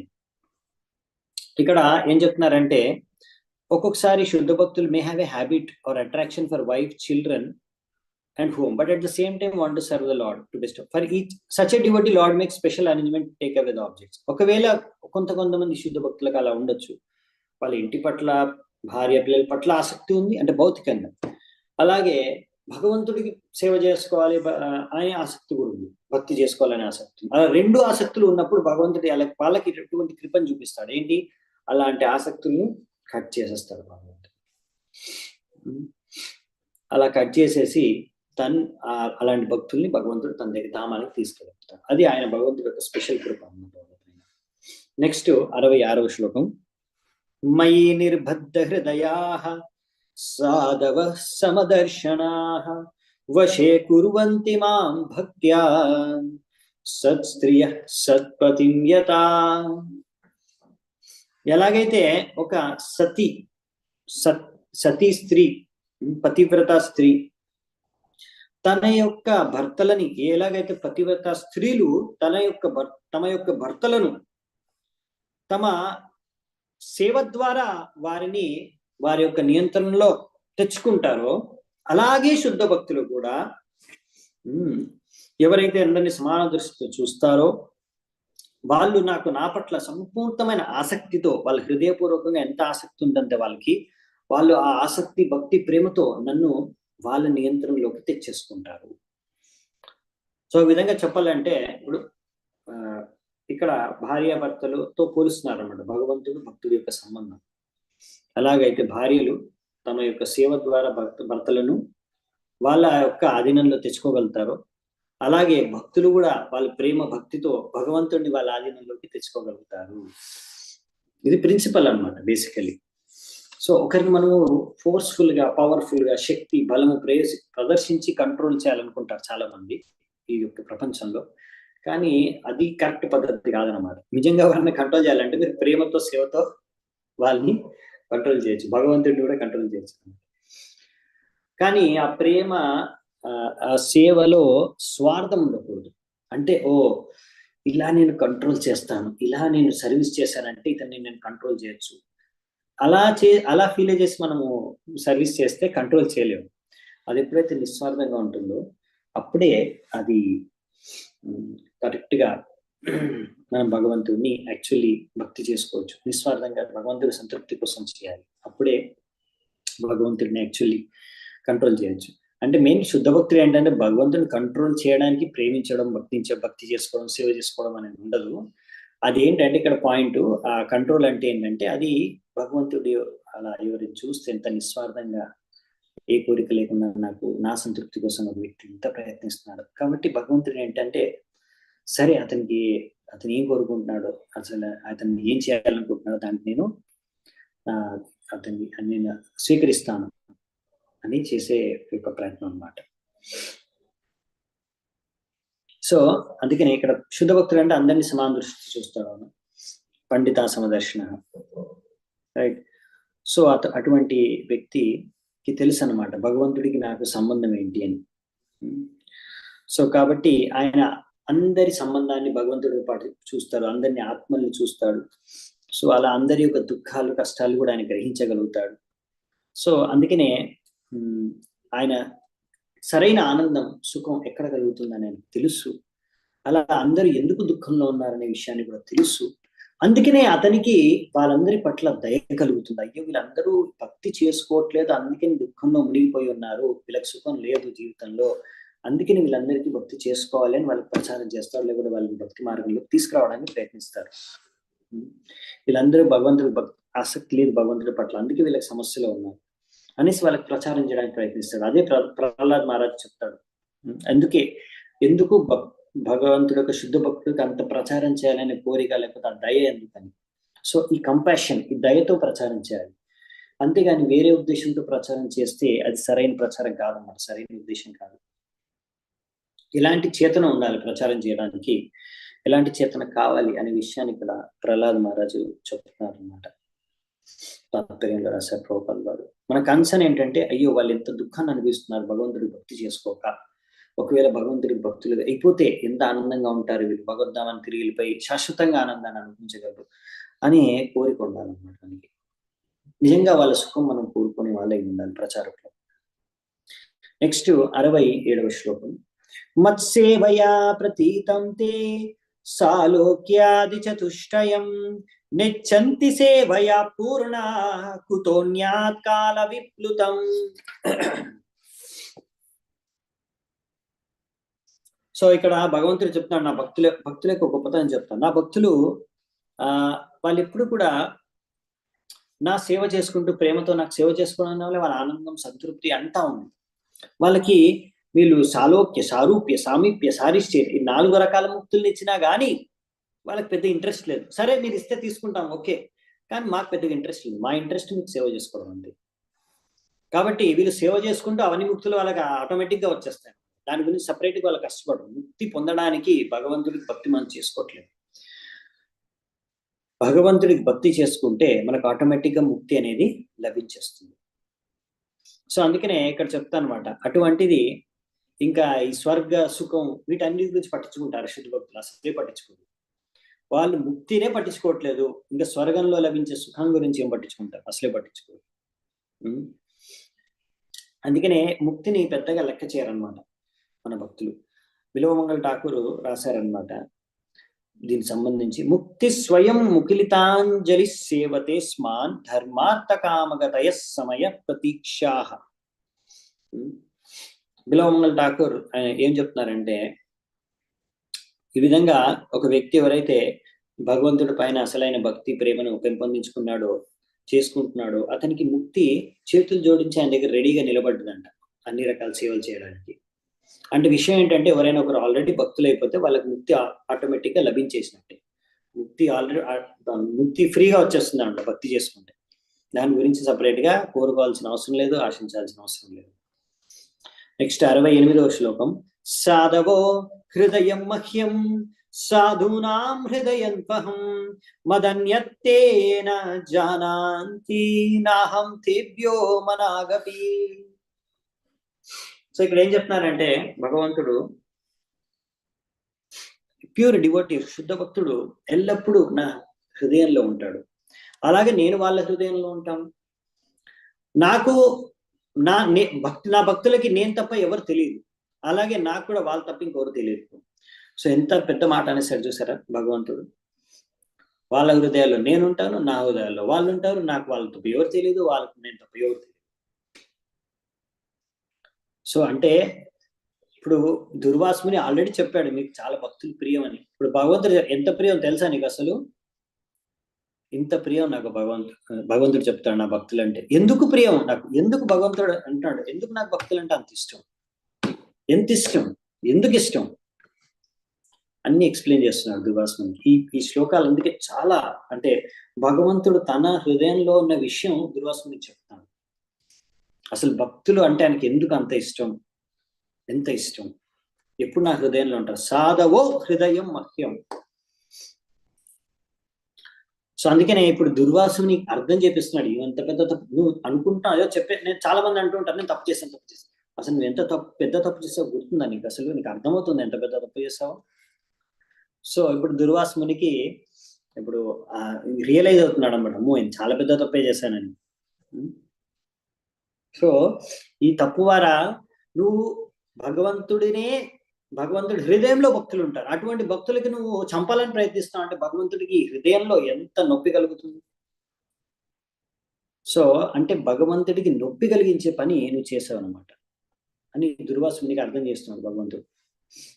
ఎందుకంటే ఇప్పుడు భగవంతుడు మన సంబంధం తండ్రి పిల్లలు, మీరు పిల్లవాడిని చంపితే తండ్రికి బాధేస్తుంది కదా, అలాగే భగవంతుడికి తప్పకుండా బాధేస్తుంది తన భక్తులను ఎవరిని చంపాలని ప్రయత్నిస్తే. సో అందుకనే ఇది చాలా పెద్ద అపరాధం, చిన్న చిన్న అపరాధం కాదు ఇది.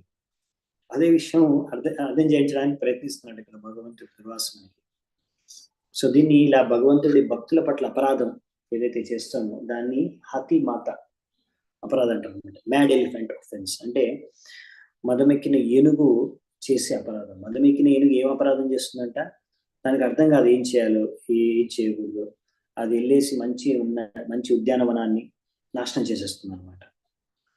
సో అందుకనే మనం జాగ్రత్తగా ఉండకపోతే, శుద్ధ భక్తుల పట్ల ఒకవేళ అపరాధాలు చేస్తే అది ఎంత పెద్ద అపరాధమో, దానివల్ల ఎంత భగవంతుడికి క్షోభ కలుగుతుందో ఈ యొక్క లీల నుంచి మనం అర్థం చేసుకోవచ్చు. ఇక్కడ అంబరీష్ మహారాజు యొక్క ఏమాత్రం లోపం, ఏమాత్రం దోషం లేదు. అయినా కానీ దుర్వాసుని అనవసరంగా ఆయన్ని శిక్షించాలి, దండించాలి, చంపేయాలనుకున్నాడు. దానికి ఏ కారణం లేదు, సరైన కారణం లేదు. ఏకాదశి వ్రతాన్ని పాలన చేయాలనుకున్నాడు సమయానికి అంబరీష్ మహారాజ్. అందులో ఏమన్నా తప్ప పాపం, అది భక్తిలో ఒక భాగం.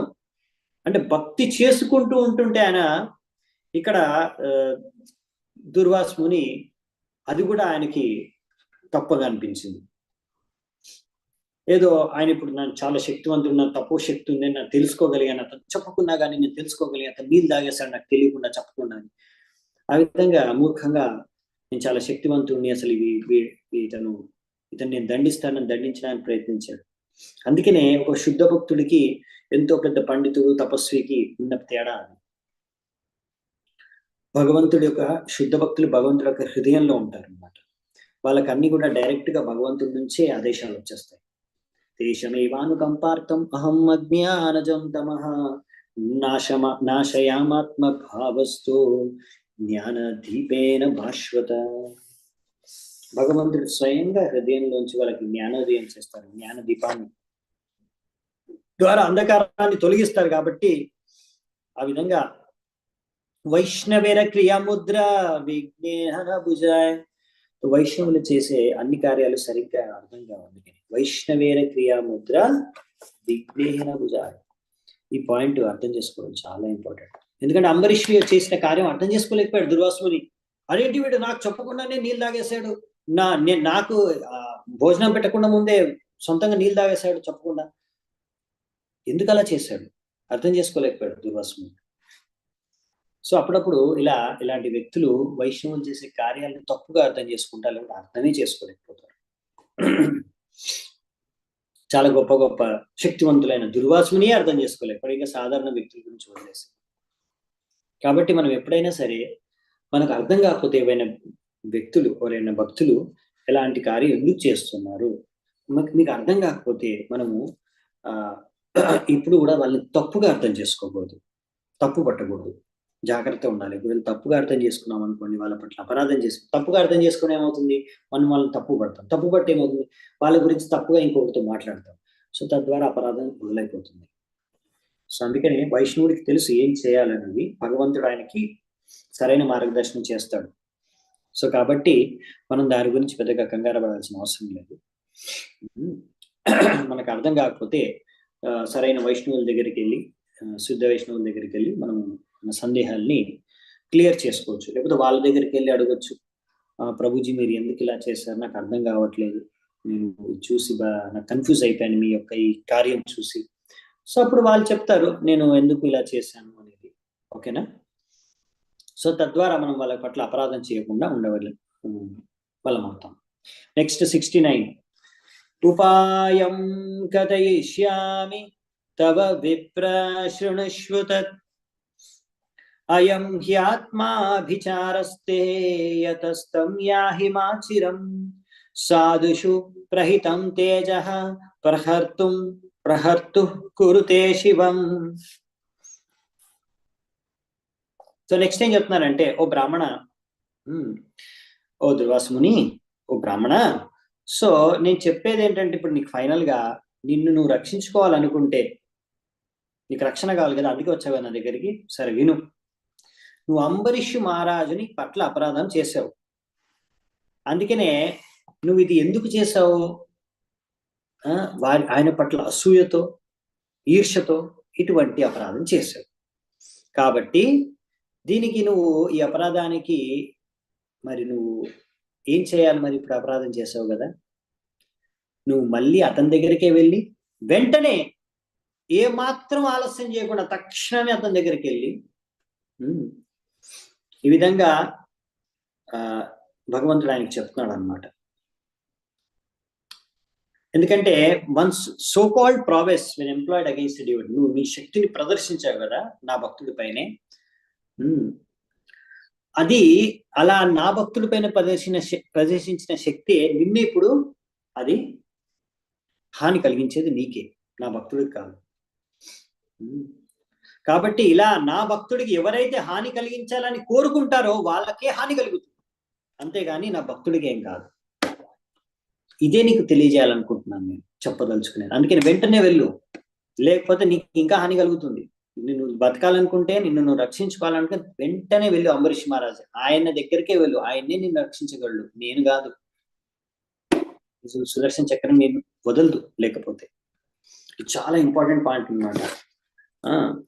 ఇది డైరెక్ట్ గా భగవంతుడు చెప్తున్నాడు. ఏమని? ఇప్పుడు ఎవరైనా భగవంతుడు భక్తుడిని ఏదైనా హాని చేయాలని కోరుకుంటే భగవంతుడు ఏమంటున్నాడంటే, ఆ భక్తుడు నువ్వు ఏ హాని చేయలేవు, కానీ నువ్వు అతన్ని హాని చేయడానికి ఏ శక్తిని అయితే ప్రయోగించావో అది నీపైనే యాక్ట్ అవుతుంది, ఆ హాని నీకే కలుగుతుంది, ఆయనకేం కాదు.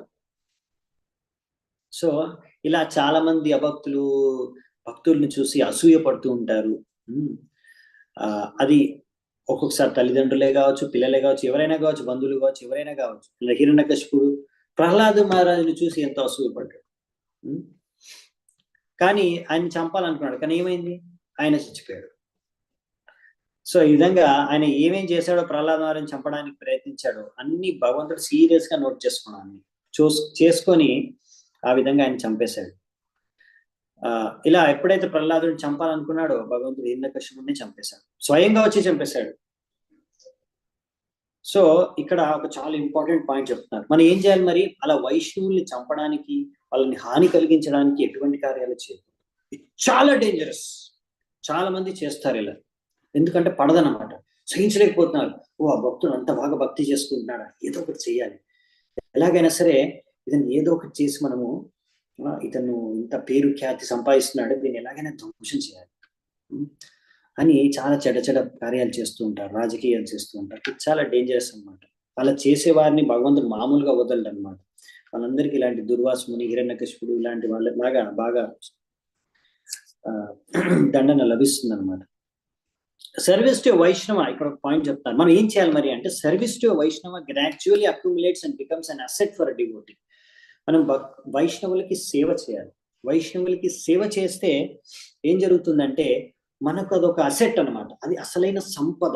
మన సంపద ఏంటి? భక్తులకు సేవ చేయడం. Similarly harmful activities directed against devotee becomes the ultimate cause of performance fall down. ఒకవేళ మనము భక్తులకి హాని కలిగించాలని కోరుకుంటే అది మన పతనానికి కారణం అవుతుంది అనమాట. అంటే మీరు భక్తులకి సేవ చేస్తే మీ సంపత్తి పెరుగుతుంది. భక్తిలో రివర్స్ అనమాట. భక్తిలో ఏంటంటే మనం సేవ చేస్తే మన సంపద పెరుగుతుంది. ఓకే, ఇంకొకటి హాని చేయాలని కోరుకుంటే మనము పతనం అయిపోతుంది. బయట భౌతిక ప్రపంచంలో ఏంటంటే, ఇప్పుడు ఎవరికైనా సేవ చేస్తున్నామంటే వాళ్ళ దాసులం అయిపోతున్నాము, తక్కువ వాళ్ళని అయిపోతున్నాం.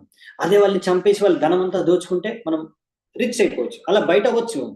వేరే వాళ్ళకి మీరు హాని కలిగించి వేరే వాళ్ళని తొక్కేసి మీరు పైకి వెళ్ళొచ్చాము, అది భౌతిక జగత్తులో జరుగుతుంది. అలా ఆధ్యాత్మిక జగత్తులో అలా జరగదు. ఆధ్యాత్మిక ప్రపంచంలో మీరు వేరే వాళ్ళని తొక్కేసి, ఇంకో భక్తుల్ని తొక్కేసి మీరు పైకి ఎక్కలేరు. ఇంకో వాళ్ళని తొక్కడానికి ప్రయత్నిస్తే మీరే మీ పతనం అయిపోతుంది. అందుకే జాగ్రత్తగా ఉండండి. బయట మీరు ఏ ట్రిక్స్ ప్లే చేస్తారో అన్ని భక్తిలో ఏ ట్రిక్స్ పనిచేయవు, అన్ని ఫెయిల్ అయిపోతాయి. మరి బయట జగత్తులో మీరు చేసేవన్నీ కార్యాలు భక్తిలో వచ్చినాక చేస్తే అవన్నీ కూడా పతనానికి కారణం అయిపోతాయి. ఇప్పుడు ఎంత గొప్ప దుర్వాసముని పరిస్థితి చూడండి ఎలా అయిపోయిందో. ప్రాణం కోసం అందరి కాళ్ళు పట్టుకుంటున్నాడు వెళ్ళి. ఇక ఫైనల్లీ భగవంతుడు అన్నాడు, అందరి కాళ్ళు పట్టుకున్నాం అయిపోయింది కదా, ఇప్పుడు వెళ్ళి అంబరీష్ మహారాజ్ యొక్క కాళ్ళు పట్టుకో అనేసి పంపించేస్తున్నాడు. మళ్ళీ తిరిగి అంబరీష్ మహారాజ్ దగ్గరనే పంపించేస్తున్నాడు. ఎందుకంటే భగవంతుడు కాళ్ళు పట్టుకోవడం చాలా ఈజీ అనమాట, భక్తులు కాళ్ళు పట్టుకోవడం కష్టం. అందుకే భగవంతుడు నా కాళ్ళు పట్టుకో అవసరం లేదు, నా కాళ్ళ మీద వచ్చి పడ్డావు కదా, వెళ్ళి అంబరీష్ మహారాజ్ వెళ్ళి కాళ్ళ మీద పప్పు అనేసి పంపిస్తున్నాడు అన్నమాట. తపో విద్యా చ విప్రాణాం నిశ్రేయసకరే ఉభే తే ఏవ దుర్వేణి తస్య కల్పేతే కర్తురన్యత. మరి ఒక బ్రాహ్మణుడికి తపస్సు, పాండిత్యము ఇవన్నీ చాలా మంచివి. కానీ ఒక వ్యక్తి ఇవన్నీ తపస్సు పాండిత్యం ఉన్నంత తర్వాత కూడా ఒకవేళ అతనిలో జెంటిల్ అంటే ఇక్కడ మనకి తెలుగులో ఏమంటాం, జెంటిల్ అంటే కోమలంగా ఉండాలి, గర్వంతో అహంకారంతో ఇలా ఉండకూడదు అనమాట. అలా ఎవరైనా కోమలంగా ఉండకపోతే, జెంటిల్ గా ఉండకపోతే ఆ తపస్సు ఆ పాండిత్యము ఇదంతా చాలా డేంజరస్, ప్రమాదకరమైనవి. అంటే పాండిత్యము తపస్సు తపోశక్తి ఉన్నంత మాత్రాన ఒక వ్యక్తికి అది ఆభూషణాలు అయిపోవు, అవి ప్రమాదకరం కూడా అవ్వచ్చు ఒకవేళ ఆ వ్యక్తి సరిగ్గా కోమలమైన వ్యక్తి కాకపోతే.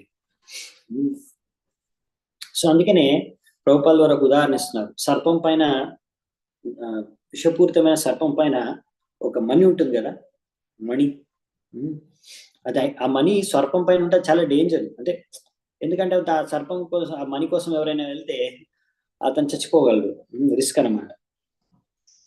అలాగే ఒక అభక్తుడు, నాస్తికుడు ఇలాంటి వాళ్ళు వ్యక్తి దగ్గర తపస్సు ఇలాంటి పాండిత్యం ఇవన్నీ ఉండడం కూడా ఏంటంటే సమాజానికి ప్రమాదకరం, దానివల్ల సమాజానికి నష్టమే కలుగుతుంది. అలా ఎంతో మంది ఉన్నారు, చాలా విద్వానులు నాస్తికులు, అలాంటి వాళ్ళు సైంటిస్టులు అయిపోయి తప్పుడు కార్యాలు, తప్పుడు సిద్ధాంతాలు, రకరకాల ఆటాం బాంబులు ఇవన్నీ తయారు చేసి మొత్తం సమాజానికి ప్రమాదాన్ని సృష్టిస్తున్నారు. కాబట్టి మణినాభూషిత సర్ప కిం అసౌ న భయంకరః. A serpent with a jewel on its hood is as dangerous as a serpent without such a jewel. అంటే ఒక విషపూరితమైన సర్పం పైన మణి ఉన్నా మణి లేకున్నా అది అంతే ప్రమాదకరం. కాబట్టి దుర్వాసముని ఇక్కడ ఎంతో పెద్ద బ్రాహ్మణుడైనా సరే, ఎంతో సిద్ధి ఉన్నా, శక్తి ఉన్నా, తపోశక్తి ఉన్నా సరే, కానీ ఒక సరైన మంచి వ్యక్తి కాదు గనక అతనికి ఎలా తన శక్తిని ప్రదర్శించాలో తెలియదు. కాబట్టి చాలా ప్రమాదకరమైన వ్యక్తిగా మారిపోయాడు. సో ఇటువంటి ప్రమాదకరమైన వ్యక్తులు పట్ల భగవంతుడు ఎప్పుడు కూడా దయ చూపునమాట. ఎందుకంటే ఈ వ్యక్తులు ఏంటంటే వాళ్ళ స్వార్థం కోసం వాళ్ళ శక్తిని ప్రయోగిస్తున్నారు. సో అది భగవంతుడికి నచ్చదు. ఇలా ఎవరైనా సరే శక్తిని దుర్వినియోగం చేస్తే వాళ్ళ తన కోసం అనేసి, సమాజానికి కాకుండా వాళ్ళ కోసం అనేసి, వాళ్ళ స్వార్థం కోసం ఎవరైతే దుర్వినియోగం చేస్తారో వాళ్ళు చాలా భయంకరమైన వాళ్ళు. అటువంటి శక్తి కూడా చాలా భయంకరం వాళ్ళ దగ్గర ఉండడం. ఇంకా లాస్ట్ ఫైనల్ శ్లోకం చూద్దామంట. బ్రహ్మం స్తద్గచ్చ భద్రం తే నా భాగా తనయం నృపం క్షమాపయ మహాభాగం తతః శాంతిర్భవిష్యతి. ఓ బ్రాహ్మణుల్లో శ్రేష్టమైన వాడా, అందుకే నువ్వు తక్షణమే వెళ్ళి ఆ అంబరీష్ మహారాజు దగ్గరికి వెళ్ళి, నాభాగ యొక్క మహారాజు యొక్క పుత్రుడైన అంబరీష్ మహారాజు దగ్గరికి వెళ్ళి ఆయన కాళ్ళ మీద పడు, నేను నీకు అంతా మంచి జరగాలని కోరుకుంటున్నాను, నువ్వు ఒకవేళ అంబరీష్ మహారాజుని సంతృప్తి పరచగలిగితే అప్పుడు నీ జీవితంలో శాంతి ఉంటుంది, లేకపోతే లేదు. సో ఆయన అంబరీష్ మహారాజు దగ్గరికి వెళ్ళి ఆయన్ని సంతృష్టిపరచడానికి ప్రయత్నించు. ఎవరినైతే నువ్వు చంపడానికి ప్రయత్నించావో ఆయన్నే ఇప్పుడు సంతృప్తి పరచడానికి ప్రయత్నించని చెప్పాడు అన్నమాట.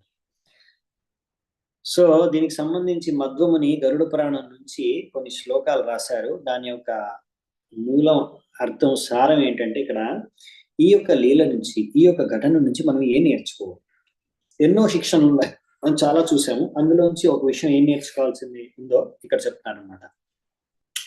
ఏం శిక్షణ లభిస్తుందంటే మనకి ఈ యొక్క వృత్తాంతం నుంచి, మహారాజు అంబరీష్ మహారాజు ఇంకా దుర్వాసుముని ఈ యొక్క ఈ లీల నుంచి ఎంతమంది దేవతలైనా సరే, శివుడు, బ్రహ్మ ఇత్యాది వీళ్ళందరితో సహా ఎవరైతే ఉన్నారో వాళ్ళందరూ కూడా, అందరూ దేవతలు, బ్రహ్మ శివుడితో సహా అందరూ కూడా విష్ణువు యొక్క ఆధీనంలోనే ఉన్నారు. కాబట్టి ఇదొక పాయింట్. ఇంకోటి, కాబట్టి ఎప్పుడైతే ఎవరైతే వైష్ణవుడిని ఇలా అపరాధం చేస్తారో వైష్ణవుడి పట్ల, అలాంటి అపరాధిని విష్ణువు స్వయంగా దండిస్తాడు. ఎందుకంటే విష్ణువే, ఆయన పరమేశ్వరుడు, భగవంతుడు, ఆయన నుంచి ఎవరు రక్షించలేరు, ఏ దేవత రక్షించలేరు, బ్రహ్మ శివుడైనా సరే. సో ఇది ఇక్కడ నేర్చుకోవాల్సిన ఒక లెసన్ ఇక్కడ ఇచ్చారు. సో దీంతో ఈ అధ్యాయం ముగుస్తుంది. ఇంకా మళ్ళీ తర్వాత మళ్ళీ దుర్వాసుని వెళ్ళి ఎలా అంబరీష్ కాళ్ళ మీద పడి క్షమాపణ కోరుకొని ఆయన్ని సంతృప్తి పరిచి మళ్ళీ ఈ సుదర్శన చక్రం నుంచి ఇలా ముక్తి పొందుతాడనే విషయాన్ని మనము నెక్స్ట్ అధ్యాయంలో చూద్దాం. అసలు అందులో కూడా దుర్వాసుని వెళ్తాడు ఇప్పుడు అంబరీష్ మహారాజ్ దగ్గరికి. అంబరీష్ మహారాజ్ యొక్క గొప్ప మనస్తత్వం ఏంటో మనం అక్కడ చూస్తాము. చాలా బాగుంటుంది. సో నెక్స్ట్ చాప్టర్ అది మనం రేపటి నుంచి చూద్దామంట, 5వ అధ్యాయం. ఈ రోజు నేను ఇక్కడే సెలవు తీసుకున్నాను. చాలా చాలా ధన్యవాదాలు. మీరు ఎంతో ఓపిక విన్నందుకు. శ్రీమద్ భాగవతాన్ని ఈరోజు కొంచెం ఎక్కువ అయిపోయింది, ఎందుకంటే ఈ థీమ్ కవర్ చేసుకోవడానికి సరిగ్గా కొంచెం టైం ఎక్కువ పట్టింది. అయినా విన్నందుకు ఓపికగా thank you so much. Srila Prabhu